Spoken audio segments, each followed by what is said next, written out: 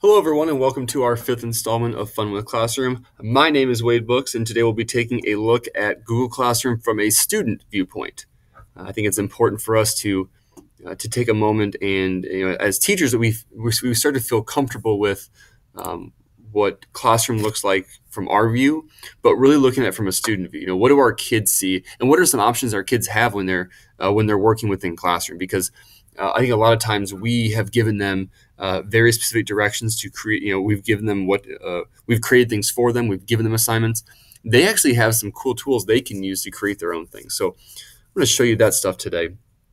To start with, this is my classroom. It says W Books in the corner here. Changed our title to Student Viewpoint, so we're looking at today. I've put in four different assignment attachments here. The first one's an announcement. Then I have three assignments, both doing different things. Okay. Here's my student classroom. The difference here will be that it will say DHS Barron's Cross Country in the corner, using that cross country account just to show you the difference here. So you go back. To start with, I have assigned four different things. The first one is an announcement. Remember that announcements are really just that. It's you telling the kids something, usually giving them a document, something to view. You can also give them a video to view, a link to a website, those types of things. I just gave them a Google Doc. All it is, it's just a view-only document. They can just view it. Okay.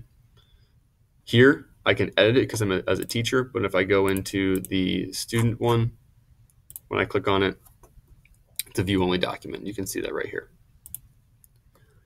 The next piece is very similar to an announcement.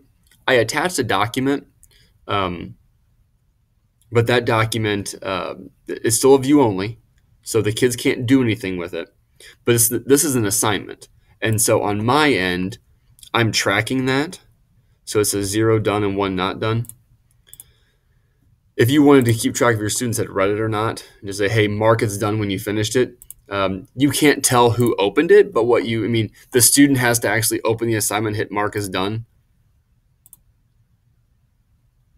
And so then I know that they're actually completed. So as the student here, I've hit done, it says done.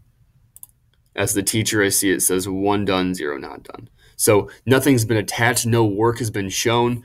I've just hit the button mark as done. So just keep that in mind that is a button that's on there. The next two assignments here that I've used by clicking the plus sign and going to create an assignment. The next two, the first one here, I've given the student a copy. So on mine, as a teacher, it says copy to turn in. That's the name of the assignment. The instructions are delete everything on the document and then turn it in.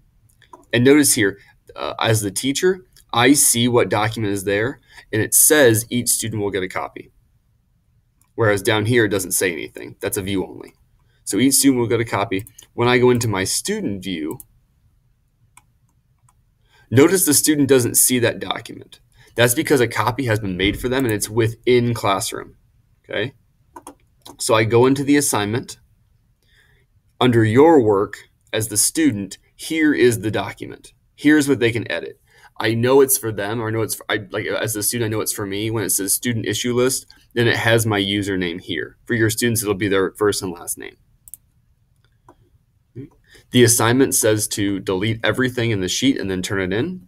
So I'm going to do that. I'm going to go ahead and select everything and then delete it. You can turn in from here on a Google Doc, or I can go back to Classroom and hit turn in from here. One important thing to know about turning things in, students don't seem to get this a lot, is when they've turned something in, it marks it as done, which a lot of the kids like to see. They finished it. But the times where they haven't finished it, okay, they go back in to edit something, and the document's a view only now. They can't do anything with it. They can't edit it. Turning in is like actually turning in a piece of paper, okay? When they click that turn in button, they've taken their document and almost physically handed it over to you just in the digital world.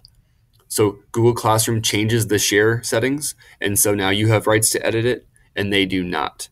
If they were to hit unsubmit, they could edit it again. But you know they turned it in and unsubmitted it. So students seem to forget that sometimes. That would be a good thing to remind them of. The last piece here is create a document. So I've given this I've given this student an assignment. Okay, as a teacher, I've given them an assignment, and it says create a Google Doc, type your name in it, and then turn it in. All right. But no document's been given to them. So what they can do is they can go through, click on their assignment, and they have the ability to add something or create something. A lot of our students will go to add, and they'll go to their drive and create a separate document. But what's really kind of cool here is when they click create, it says create a Google Doc. So I'm going to hit create and then docs. Classroom will make a document for me and then put the dash and then put me, the student, put my name right there. I like this a lot because it kind of titles it for them and everything is already in Classroom. Because sometimes, students will go in their drive and create something and then not attach it to Classroom. They won't add it. When they hit create, everything is automatically stored in Classroom. And as the teacher, what's really cool is that if they create from here, I can go in now and I can actually watch what the student's doing. See, I can see that my student has a document in there. That's pretty important from me. I'm going to go ahead and open it. I'm going to type my name in there like the instructions say.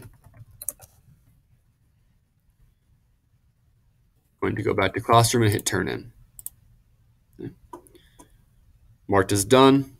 As a teacher, 1 is done, 0 not done, and the person has turned their assignment in. And as a teacher, I can click and see that they indeed did follow their instructions and type their name in there. Okay.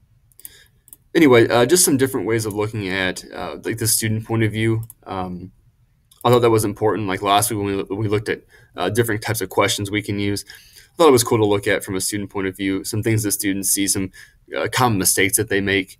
Just so if you're witnessing them in your classroom, you kind of know what to how to handle those and what to do. So anyway, this has been Fun with Classroom with Wade Books. If you have any questions or comments, the link to the Google form will pop up shortly. And yeah, so we'll go from there and have a great day.